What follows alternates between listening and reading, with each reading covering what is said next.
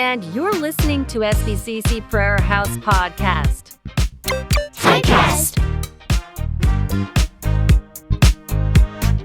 Sabi ho niya mula kay Pablo na hinirang na apostol hindi ng tao sa pamagitan ng tao, kundi ni Jesucristo at ng Diyos Ama na muling bumuhay kay Jesus. Ang lahat ng kapatid na narito ay kasama kong bumabati sa mga iglesia sa Galacia. Sabi niya, sumainyo nawa ang pagpapala at kapayapaang mula sa Diyos Ama at sa ating Panginoong Jesucristo. Verse 4, inialay ni Jesucristo ang kanyang sarili dahil sa ating kasalanan ayon sa kalooban ng Diyos Ama upang mahango tayo sa kasamaang naghahari ngayon sa sanlibutan. Verse 5, purihin ang Diyos magpakailanman. Amen. Huh? Amen? Yeah. Yeah. So verse 6, nagtataka ako kung bakit kay dali ninyong tumalikod sa Diyos na tumawag sa inyo sa pamamagitan ng kagandahan loob ni Kristo. At ngayon, bumaling agad sa ibang magandang balita. Verse 7, ang totoo, wala namang ibang magandang balita. Kaya nga lamang may mga nanggugulo sa inyo at nagsisikap na baguhin ang magandang balita ni Kristo. Subalit parurusahan nawa ng Diyos ang sinuman, maging kami o isang anghel man na mula sa langit na mangaral sa inyo ng magandang balita na iba sa ipinapangaral namin sa inyo. Sinabi namin ito sa inyo at inuulit ko ngayon, parusahan nawa ng Diyos ang sinumang mangaral sa inyo ng magandang balita na naiiba kaysa tinanggap ninyo. Verse 10, bakit ko sinasabi ito? Dahil ba nais kong nais kong mapuri ng tao? Hindi. Ang papuri lamang ng Diyos ang tangi kong hinahangad. Sinisikap ko bang magbigay lugod sa tao? Hindi. Kung iyan ang talagang hangad ko, hindi na sana ako naging alipin ni Kristo. Verse 11, mga kapatid, nais kong malaman ninyo na ang magandang balitang ipinapangaral ko'y hindi katha ng tao. Sa ibang translation, hindi gawa-gawa ng tao. No? Sa verse 12, hindi ko ito tinanggap mula sa tao at hindi rin itinuro sa akin ng sinumang tao. Sino ang nagturo? Si Jesucristo mismo ang naghayag sa akin. Diba? Kapag sinabi ho natin the one and only, ito ay natatangi. Amen? Walang kaparihas, original, authentic. No? Kahit na ito'y kopyahin, lalabas pa rin yung flows ng pangungupya. No? Kahit na i-copy-paste mo ito, parang pariho, pero hindi na yon ang original. Amen? Oh. Noong panahon ni Jordan, basketball player, diba? Siya yung nagpasikat sa Nike Air na sapatos. Diba? Subalit kalimitan ito ay ginaya at nawalan na yung tunay na halaga nito. Merong lumabas na mga imitation na Nike Air. Sinong may sapatos dito na Nike Air? Paano ho nyo makikilala ngayon yan kung yan nga ay original o hindi original? Kasi parang kopyang-kopya. Yeah. Kung may papapasok daw na hangin, Nike Air yun. Kasi air, di ba? Yeah. Makikita mo yan kung ito ay sasalatin mo, minsan inaamoy. Di ba? Minsan naman hinahaplos. Minsan binibilang yung tahi nito.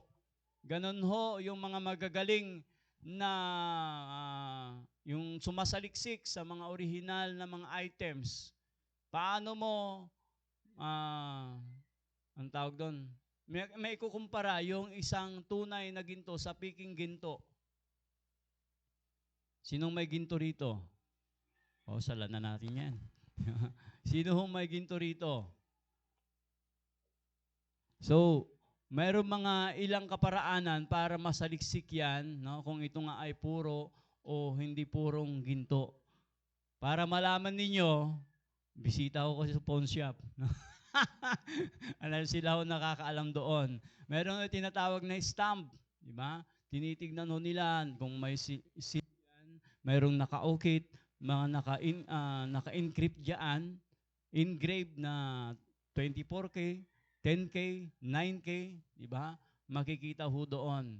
At isa pa ho ay kumuha ka ho ng tubig, ilagay mo ho sa pitchel. Yung ginto ay mabilis lumubog sapagkat mabigat ho yung ginto. Pira lang ho kung sinamahan mo ng bato. Yan. Yung mga iba, talagang nasubukan ko na rin kasi. Pwede ho bang pakitignan ito kung ito nga ay ginto? Kinuha nila, sir, pwede ho bang ito lagarihin, operahan, at tignan ho natin sa ilalim kung ano yung content nito. Kasi meron ho yung mga materials na pwedeng ilagay para kuminang ang isang bakal o isang hindi purong ginto. Katulad ng kwintas ni Joshua. Yan. Yan. Katulad ng relo ni Naning. Yan. Mukhang ginto yan. Di ba? Pero meron ho talagang yung mga inilalagay para magmukhang tunay na ginto. No? Ang mga mananampalataya sa iglesia sa Galacia ay nangyaring naguluhan sila, no, sa kanilang pananampalataya dahil sila ho ay napasukan. Yung tunay na purong magandang balita ay nahaluan. Na kung saan yung mga taong iyon na nanghalo sa magandang balita at purong balita, di ba, ay nagsilbing pagkalinlang ng mga mananampalataya sa Church of Galacia. Di ba? So, kapag sinabi nating puro, tunay, hindi siya imitation. Amen. Hindi lamang ito ginaya. Subalit may nanggagaya, no, sa mabuting balita at dinadagdagan pa. Okay lang sana, no, kung gayahin at yung materials na ginamit doon ay puro din. Pero ginagaya na nga, dinadagdagan pa. So ang kinalabasan nun ay hindi na puro. Parang black coffee. Nilagyan mo ng asukal, hindi na puro. Nilagyan mo ng creamer, hindi na purong kape. Di ba? 3-in-1 ang labas. No. Masarap inumin, di ba? Pero mayroon na siyang mga ibang content. Hindi na siya purong kape. Sabi nga nila, yung aramay kumakapit dyan, mas masarap daw kapihin yung puro kaysa may halo. Yung iba, magkakaiba ho tayo kasi ng panlasa. Di ba? Kaya nga, purong pag-ibig yung ibinigay ng ating Diyos. Ayaw niya ng may halong kahiprituhan. Amen? Diba? Yung biyayang tinanggap natin, wala nang idadagdag pa riyan. Amen? Yun ho ang hindi naunawaan ng mga mananampalataya sa Galacia. Sa Galacia. Diba? Dahil taga-Galacia sila ay gumala sila. No? Gala sila. No? At that time, ang daming stress sa kanilang kaisipan, totoo ba to? Ito ba yung tunay na ebanghelyo? Bakit? Hindi ho nila binigyan ng halaga yung ebanghelyong napakinggan nila na galing kay Apostol Pablo. Amen? Sinulatan ni Apostol Pablo ang mga mananampalataya upang sila'y bigyan ng babala at sila'y paalalahanan na mag-ingat sa mga katuroang di galing sa Kanya. No? Na siyang ipinahayag naman sa kanya ng ating Panginoong Jesucristo, katulad ng nabanggit kanina, na ang kapahayagang ito ay hindi galing sa tao o tinuro ng ibang tao, kundi ito ay direkta pinahayag sa kanya ni Jesucristo during His journey sa Damascus. Diba? Sino nakapunta sa Damascus? Ang gagpadalan kami labat, pastor. Diba? The road of Damascus. Yeah. There is only one gospel, and that is the gospel of grace. Amen? Yan ang magandang balita, na ang laman ng magandang balitang iyan ay tungkol sa biyaya. Sabi ni Apostol Pablo, maliban sa balitang patungkol sa biyaya, ang mga ibang balita ay hindi na tunay na magandang balita. Diba? Bakit the one and only gospel? Bakit nag-iisa at tunay na ebanghelyo? Unang punto natin, authenticated by Apostle Paul. Diba? Sino ho ba ang nasubukan ng pumunta sa PSA at kumuha ng birth certificate? certificate. Pamay mabili ni ating to dyan, yan lang tuloy death certificate. Tapos pa-authenticate to. Nga po mo siguro umman, di ba? Authenticated by Apostle Paul, di ba? So pinatunayan ang ibig sabihin niyan, di ba? Sa pamamagitan ng paglilinaw. Bakit kaya? Kung titignan ho natin sa mga naunang talata, no? Sabi niya, mula kay Pablo na hinirang na apostol, hindi ng tao sa pamamagitan ng tao, kundi ni Jesucristo at ng Diyos Ama na muling bumuhay kay Kristo. Bakit kaya ganun ho yung kanyang passage? Bakit ho ganoon yung kanyang pahayag? Diba? Kasi para sa mga mananampalatayang Hudyo noon, ang tanging pinaniniwalaan lamang ho nila ay 12 apostol. Kilala ho ba ninyo sila? Kasama ho dun si Apostol Pedro, Santiago, Juan, at mga ilan pa, no? Para sa mga mananampalataya noon, wala nang ibang apostol.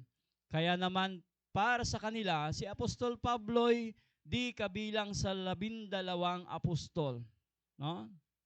Pero kung titignan ho natin sa 1 Corinthians chapter 1:1, no? Parehas lang ho dito na mula kay Pablo na hinirang na apostol. Yun ho yung kanyang description sa kanyang sarili, di ba? Kaya naman sa mga talatang ito, no, ay tinayuan niya at pinaglaban yung kanyang autoridad bilang isang apostol. Tinayuan ho niya at ipinaliwanag na totoo yung kanyang pagkatawag. Alam niyo ho ba na hindi pinaniwalaan si Apostol Pablo ng 12 apostol? No? Sapagkat hindi ho nila maunawaan yung kanyang turo. Maging si Apostol Pedro, ang sabi niya, hirap naman yan, Apostol Pablo, naintindihin. Hindi ho nila maunawaan sapagkat ito ay kakaibang kapahayagan. Ito ay ipinahayag lamang kay Apostol Pablo. And that is the grace of God. Amen? Lahat ng tatanggap, maniniwala at magsusuko ng kanilang buhay, mapahintil o mapahudyo, sino paman at nagtiwala sa krus ng Kalbaryo, na si Kristo'y namatay, no? Ibinuhos yung kanyang dugo sa Kalbaryo upang malinis so yung ating mga kasalanan, no? At siya ay muling nabuhay, umakyat sa langit, di ba? Ay maliligtas. Yan ho ay biyaya. Amen. Di ba? So, para bang sinasabi nila na si Apostol Pablo nagpahayag sa kanya ang Panginoon? Imposible. Kasi napakadilim ng kalooban yan. Mamamatay tao yan. Walang ginawa kundi i-persecute ang mga mananampalataya. Yan si Apostol Pablo. Totoo ba? Baka peke lang yung balitang yan. No? Baka marites lang yan o marimosa. Diba? Yung mga pagkakataon na yan na napakinggan nila. So, sabi niya, no? Siya ay ipinanganak ng wala sa kapanahunan. Ibig sabihin, tinawag siya ng Diyos sa panahong hindi niya inaasahan. Sa kasagsagan ho kasi ng kanyang, anong tawag doon, panlulupig, no? Sa mga mananampalataya. Doon kumilos ang Panginoong Diyos sa kanyang buhay. Naranasan na ho ba ninyo yon? Nung panahong katigasan ng inyong ulo, di ba? Doon naman kumilos ang ating Panginoon. Di ba? Sa panahong kayo'y mahina, sa panahong wala na kayong pag-asa, doon mo naman naranasan yung pag-asa na kaloob ng ating Panginoong Diyos. Sabi nga niya, para akong isang sanggol na ipinanganak sa hindi kapanahunan. No? Tinawag siya ng Diyos sa mga bagay na hindi niya inaasahan. No? Madilim ang kanyang kalooban at that time, kaya hindi siya makapaniwala na sa kabila ng napakatinding pagnanasa niya, no, nalipulin ang mga mananampalataya kay Kristo, ay siya naman pagkatawag sa kanya. Amen? Matindi ho yung ginawa ng ating Panginoong Diyos. Diba? Tinawag siya para sa natatanging layunin. Yun ay ipangaral ang tunay, no, na mabuting balita. Yun ho, yun sabi niya rito. Ano yung mabuting balitang yan? Sa verse 4 makikita ho natin. Ito yung mabuting balita. Inialay ni Jesucristo ang kanyang sarili. Sino ang nag-alay? Si Jesucristo. No? Bakit daw? Sa verse 4, dahil sa ating mga kasalanan. Ayon sa sa kalooban ng ating Diyos Ama, Ano ang purpose nito? Para tayo'y mahango. Ibig sabihin ng word na mahango, talagang lugmok ho tayo sa pagkakasala. Nasa putikan ho tayo ng pagkakasala at lumalangoy ho tayo, di ba, sa pagkakasala. At tiyak na tayo parurusahan. Romans 3:23. Di ba? Sapagkat ang lahat ng nagkasala, di ba? Sapagkat ang lahat ay hindi naging karapat-dapat sa paningin ng Diyos. Di ba? Tingnan mo nga yung katabi mo. Yan. Isa rin yan. No? Isa ka din. Isa rin ako doon. No? Sapagkat ang lahat ay nagkasala at walang sino mang nakaabot sa kaluwalhatian ng Diyos. Amen? Pwede mong iligtas yung sarili mo, pero kaya mo bang sundin yung 10 utos? Sa 10 utos yun, mayroon pang 600 plus. Kaya bang tuparin lahat yon? Kung kaya mong tuparin iyon, kaya mong iligtas ang sarili mo. Pero malinaw na sinabi dito, walang nakaabot. Di ba? Lahat tayo papuntang abot.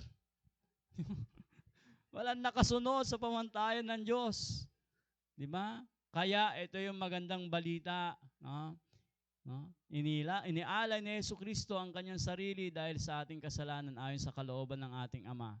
Diyos Ama, upang mahango tayo sa kasamang naghahari ngayon sa sanlibutang ito.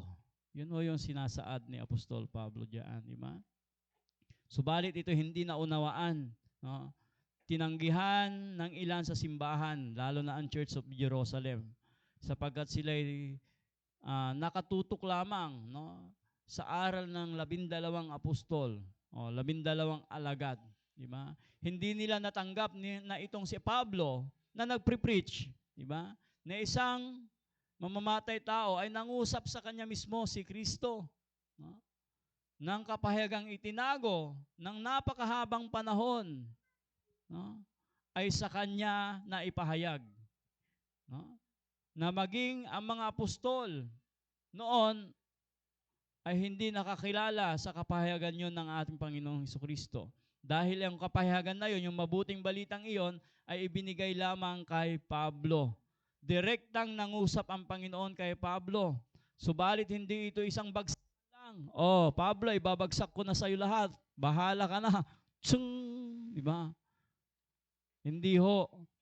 Kundi habang sumusunod si Apostol Pablo sa kalooban ng ating Panginoong Diyos, ay unti-unti niyang nauunawaan ang kapahayagang ibinigay sa kanya. No? Sa kapanahonan ng propeta, direktang nangungusap ang Panginoon. No? Sa kapanahonan ni Moises, direktang nangusap din ang ating Panginoon. Amen? No? Sa iba't ibang kaparaanan, sa iba't ibang panahon. Diba? Minsan ngayon, naglalagablab na apoy sa Mount Sinai, o Mount Zion, o Mount Sinai, di ba? Nangusap ang ating Panginoong Diyos kay Moises sa pamamagitan ng matinik na damo, tapos lumalagablab ng apoy, pero hindi naman natutupok. Nangungusap din ang ating Panginoong Diyos sa mga Israelita sa pamamagitan ng pillars of fire. Apoy huyon sa gitna ng madilim na gabi na nagsisilbing kanilang pampainit sapagkat sa disyerto at that time napakalamig. No? Nangungusap din siya sa pamamagitan ng pillar of clouds. Ito ho yung nagiging silong nila. No?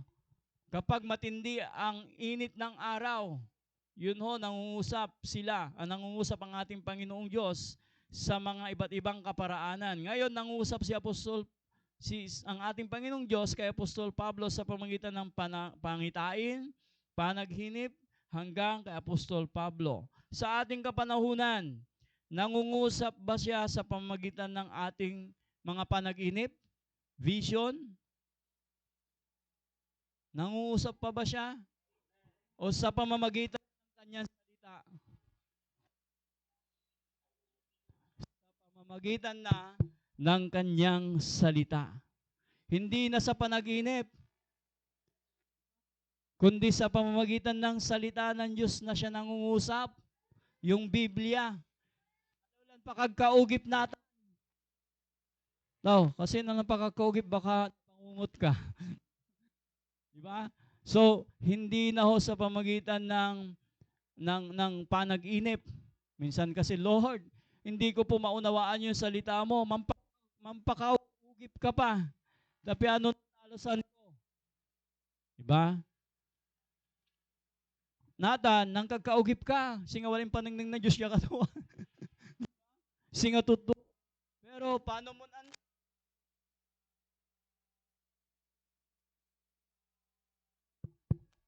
Kanto de Ecclesiastes, ang panaginip ay sanhi lamang. Hello?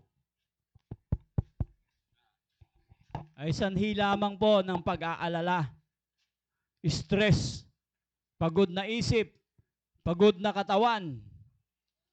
Diba? Hindi na ho siya nagpapahayag sa pamamagitan ng panaginip. Sa salita na siya nagpapahayag ng kanyang mga kalooban.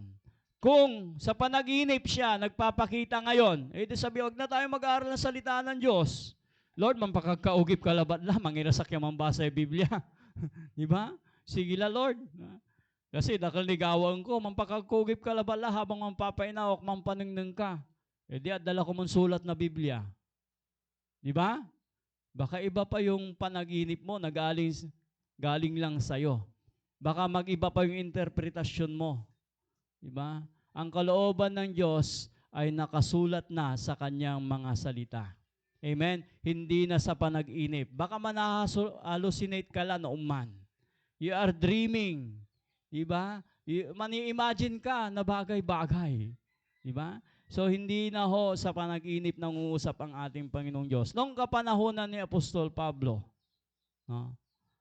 Pero sa kapanahonan natin, sa pamamagitan ng salita ng Diyos. Kasi sa kapanahonan nila, naisulat na ba ang Biblia?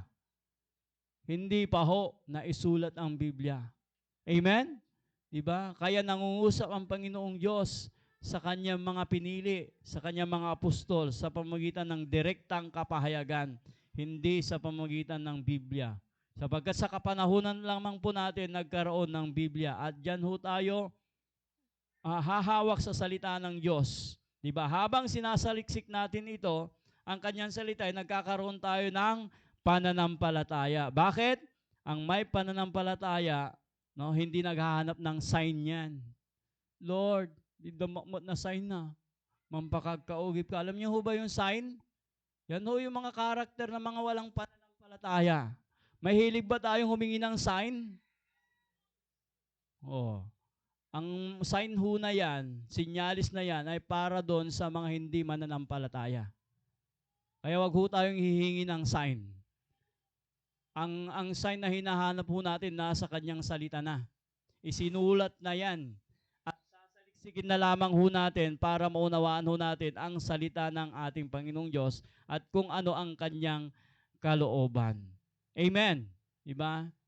So pananampalataya kung bakit ho tayo nabubuhay hindi sa mga sinyales.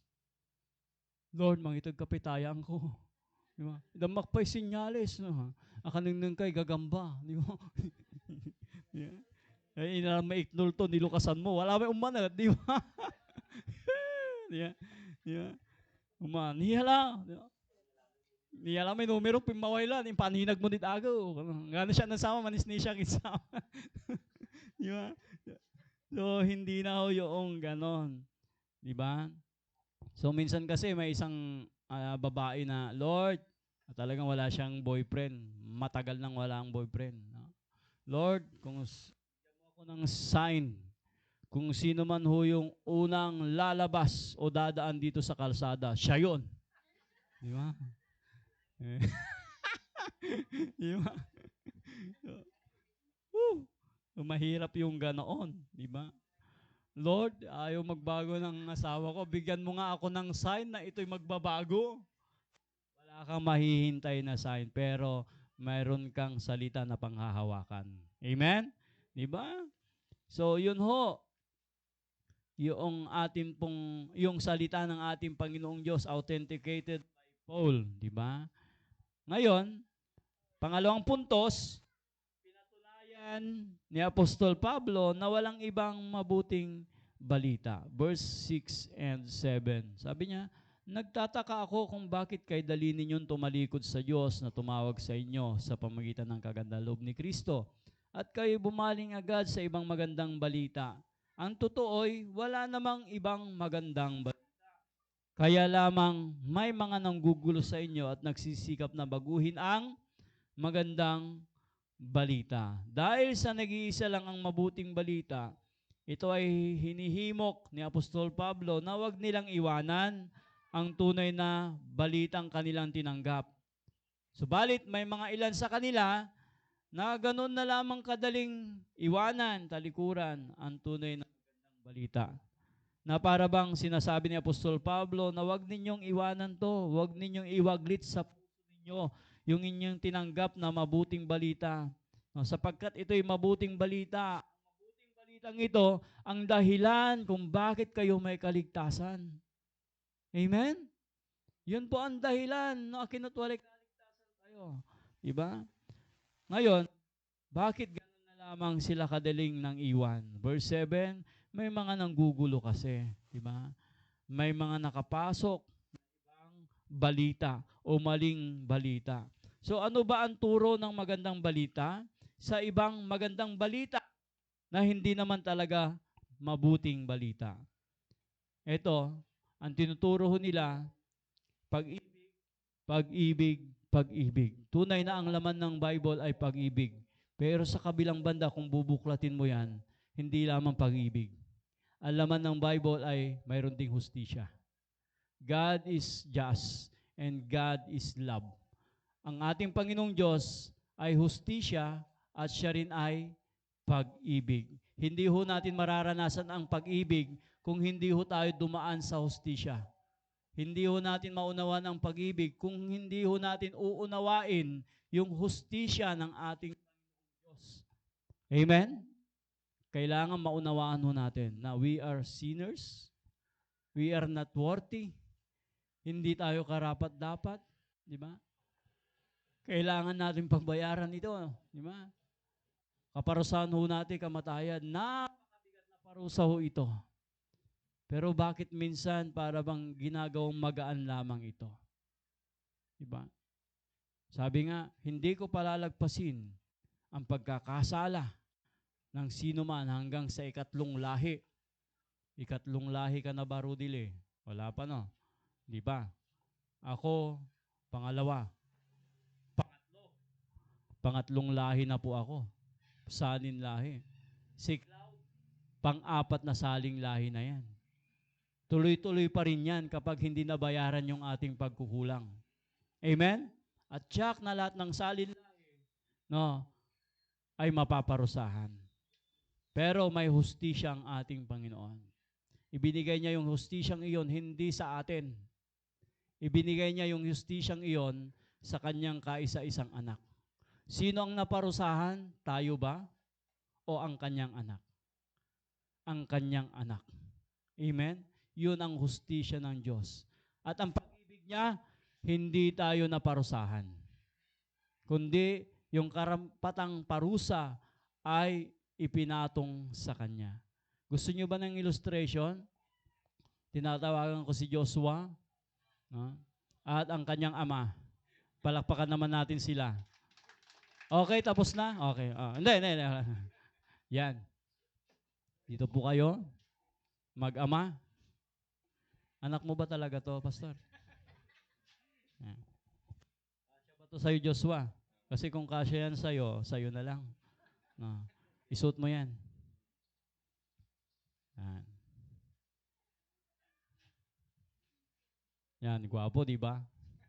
Yan. Pimurma. Diyos ang tao. At yung nakasinot niyang damit, simusumbilo sa kasalanan. Ito naman ang Diyos Ama. Mukha ba na ba siyang Diyos? Yan. Yan. Pastor Junior represent God the Father. At ito naman ang tao. Diba? Kailangan natin si Jesus Christ. Nasaan si Jesus Christ? Hanap tayo. Apeng. Isakto kad krus. Tendo ko'y Eksakto kad sa atay krus. Yan. Si Jesus Christ. Yan. Diyan ka eh. Yan. Yan. Yan. Sumisimbolo ito sa kasalanan. Yung suot-suot ngayon ni Joshua. At tiyak, kapag lumapit ka sa Panginoong Diyos, Ama, kapag lumapit ka sa Kanya, tatanggapin ka ba niya? Bakit? Hindi ka niya tatanggapin. Bakit? Ang nakikita niya sa'yo, yung nakadamit na kasalanan. Na minana mo pa, no, kay Adan at Eva, na siyang tumatalaytay sa dugo ng tao hanggang ngayon. Diba? Pero, yung kasalanan ito yung nagiging dahilan kung bakit ang ating mga panalangin ay hindi nakakaabot sa Ama. Kasi lalapit pa lang tayo, tatalikod ng Ama. Akin kontra to'y kasalanan. Nangyari mapurporma at arapan na to, di ba? Naisuot mo, pero at arapan na Diyos siya katawan, aliw-liwa. Di ba? Si katon kapoy kakayanan na to, ya ikalon may kasalanan. Gano labay ito ni ikalon at ito'y naikal. Kasi akasuot si katulaman. Natan, tapiano na ikal may kasalanan niya aman. No? Impatulot to'y brother happy. Impatulot to'y Jesus Christ. Diba? Sa ginawa na Diyos siya katawan, inikal to may kasalanan natin. Ikal mo. It's si Joshua. Tapos insuot si Brother Aping. Represent Jesus Christ. Susot mo. Nadunsuot itan, pawil mo. Kaya mo laba. Suot mo. Talaga isuot mo tan. Kasi ako maamin na kasalanan na mundo. Kailangan mong isuot itan. Kapag titilak mo. At simuot. Natan, impatong na Diyos siya katawan. No? May kasalanan na si Jesus Christ. Anto'y nanuningning yun natin. Wala ni si Joshua kasi may kasalanan. Wala ni Akira kasi. Hanggang pula. Nakad to may kasalanan oy. Mat si Apeng. Makasalanan kan to Apeng. Wala si Jesus Christ. Inakoton amin na kasalanan. Natan si Joshua, nung nasinggad na Diyos Ama, awatan la kasi na Diyos Ama. Awatan la na Diyos Ama. Kasi hanggang pula may kasalanan. Sempet kalad si Amam. Natan, si Jesus Christ met, yung barayubay yan. Barayubay to may kasalanan. Ed Cruz. Barayubay to. Natan ko lang to lang may kasalanan. Walalad Cruz. Ni pa ko lang may kasalanan. Hanggang pulad si Joshua. Binayadan la na Diyos anak. Si Jesucristo. Katumbas to tayo kasalanan niya atan. Tapi ano nalinisan amay dala ng Kristo.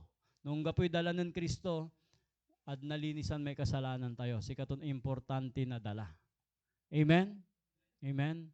Inatoy, imulin bimilay, tapi ano, isagana to may panayaman tayo batawan. Amen? Palapakan tayo na Diyos siya katawan. Sister Jennifer, amay talent fida, ito mo na gano'n yan. Diba? Umanso agawa. Pero arayay, mangibabangat kasid Galacia, sana ninabangat da, kailangan mo manggawa. Tapi ano naligtas ka sa ibang at daraya, kailangan mo manampalataya na tayong mga hintil sumunod sa kautusan, kultura, batas, pamahiin, upang sila para tayo maituring na banal at ligtas. No? Ito yung tinatawag na ginawa, no? At nagawa na. Magkaiba ho yung ginagawa at naganap na. Magkaiba ho yun. Ang turo din nila, kailangan mong sumunod, no? Para ikaw ay maituring na banal at ligtas. Pero yung ginawa niya, yung ginawa na, sila'y sumusunod bilang pasasalamat dahil sila'y ligtas na. Ang may gagawin tayong maong natan, pasasalamat latan. Amen? Ay panagdayo tayo, panagpalakpak tayo, panagkansyon tayo, panagsilbi tayo Diyos sa katawan, pasasalamat latan kasi ligtas tila. At tayo ton gawaan, tapi ano naligtas? Ang ganon to'y gawon to'y pigi mong prayer house. Ang ganon amin lang simbaan, looban mula at tukatan na iligtas. Say makailigtas labat, may ginawa na Diyos siya katawan at krus na kalbaryo. Panisaan mo labat iman, tan awatan mo may salita to, iban so kaligtasan. Amen? Yun ho yung tunay, no, na kaligtasan. Amen. Sabi nga niya sa Ephesians 2:8-9, Kuya Paulo. Ephesians 2:8-9. For by grace, kanto na, sapagkat dahil sa kagandahang loob ng Diyos, kayo'y naligtas. Paano raw ho tayo naligtas? Kagandahang loob ng Diyos. Sa pamamagitan ng pananampalataya, hindi niya sinabing sa pamamagitan ng inyong mga gawa. No? At ang kaligtasan ito'y kaloob ng Diyos. Sino raw nagkaloob? Ang Diyos at hindi sa pamamagitan ng inyong sarili. Verse 9, hindi ito bunga ng iyong mga gawa, kaya't walang dapat ipagmalaki ang sino man. Kasi no bungay gawa tayo, di ba sa kaligtasan tayo, lapod gawa, ipagmalakim, Lord, lang gawak mo't na maong. Di ba? Maungak yato ang gabi kasabag ko, mampapadigwak nilante. No man susukatan na kaligtasan, manyabang tayo. Pero paano tayo makapanyabang? Diba? Inted na Diyos siya katawan niya, libre, may kaligtasan tayo. Upang walang maipagmalaki ang sinuman. Verse 10. Sapagkat tayo nilalang ng Diyos, nilikha sa pamamagitan ni Kristo Jesus, upang iukol natin ang ating buhay sa paggawa ng mabuti. Ay alam, may pasasalamat. No? Iyan ang layuning pinili ng Diyos para sa atin una pa man. Ay alam, may purpose to.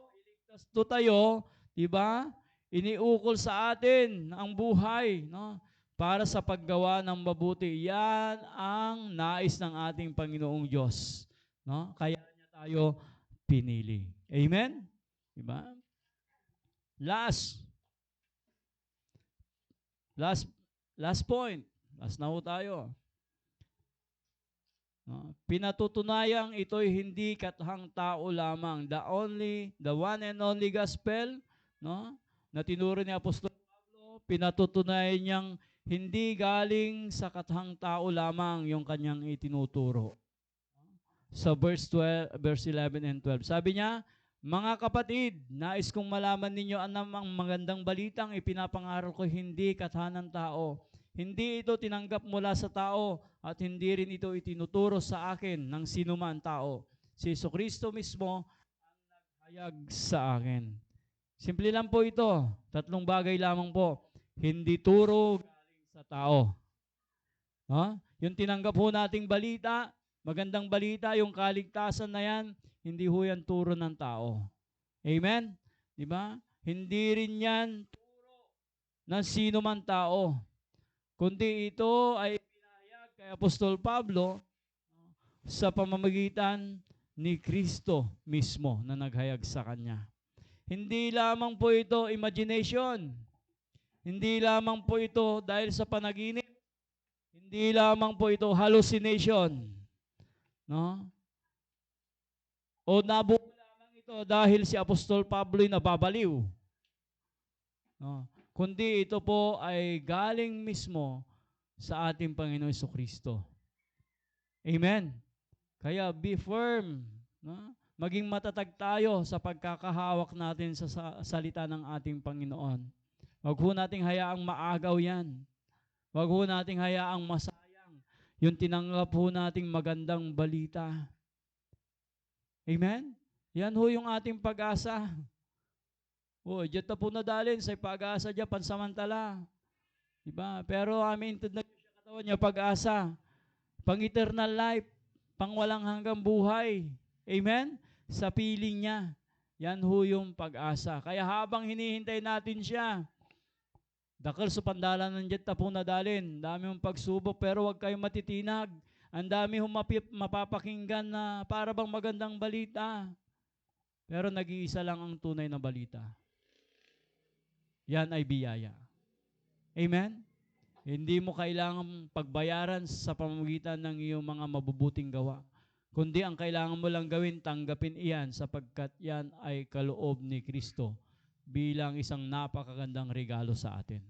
Amen? Kung nasa na yung regalong iyon, huwag mong pakakawalan. Amen? Huwag mong sasayangin. No? Tayuan ho natin yung magandang balitang tinanggap ho natin. Kung may marinig tayo, buksan ang Bible kaagad. Lord, meron akong narinig. Totoo ba yun? O lumapit kayo sa mga elders po natin. No, kapag nalilito po kayo, wag po kayong mahiya. Pastor, ganito po, may narinig po ako. Ano yon? May ayuda po sa balaok. Ay, tara, kailan yan? Ang kumata. Di ho. Kapag narinig ko kayo, text nyo lang si pastor, yung mga elders dito, diba? At matutulungan nila kayo para unawain ho yung salita ng ating Panginoon. Minsan hindi ho talaga kaya na unawain yan na nag-iisa. Kailangan sama-sama. Si Katulantin walay Bible study. Gusto? Kasi at basta-basta talusan na salita na Diyos. Pero salamat at panaggalaw na banal na Espiritu. Pikakasakoy na balang sinansakoy. Ang gagalaw na banal na Espiritu. At natatalusan tayo, imay gabay ton ibaga. Tapian untan at makapanbilay tayo od kalooban to. Amen? Sikaton walay ang ibagan, nayari mang Bible study ban. Amen. Kanyang dagos. Kapik, ibaga tayong dagos iman. At tayo laman alla-alla. Kasi sa salita na Diyos, ang salita ng ating Panginoon Diyos, yan ay buhay. Pahalagaan, panghawakan, wag nating talikuran. Kundi magbigay tayo ng pasasalamat dahil sinanggap nating magandang balita na aral ng ating Panginoon. Amen? Wag ho kayong malito. Basta ang kaligtasan na tinanggap natin hindi sa mabubuting gawa, kundi dahil sa pananampalataya. Yan ho ang purong balita. Amen. Diba? Palakpakan natin ang ating Panginoon. Tayo manalangin. Naman naming Diyos, kami pinagpapasalamat sa oras na ito sa iyong kadakilaan sa aming buhay. Salamat, O God, sa iyong mga salita kung napag-aralan.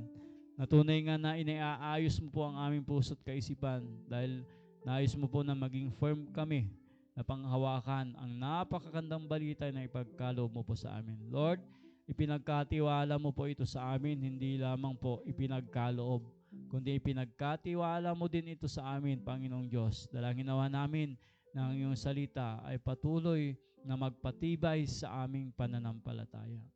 Sapagkat ang iyong salita ay tunay, puro, ito ay totoo, Panginoong Diyos. Salamat sa kaligtasan na ipinagkatiwala mo, na ipinagkaloob mo sa amin, Panginoon. Kaligtasan ito ay hindi namin kayang makamit, subalit gumawa ka ng kaparaanan. Pinigay mo pa ang iyong anak na si Jesucristo bilang katubusan ng aming mga kasalanan. At dahil doon, Panginoon, nagkaroon na po kami ng pagkakataong makalapit sa iyo, Panginoon. Salamat, Panginoon Diyos, sa biyaya, sa iyong pag-ibig, sa pagdaloy ng iyong dugo sa krus ng Kalbaryo, sapagkat kung walang pagdaloy ng dugo, walang kabayaran ng kasalanan. Thank you, Lord. In Jesus' name.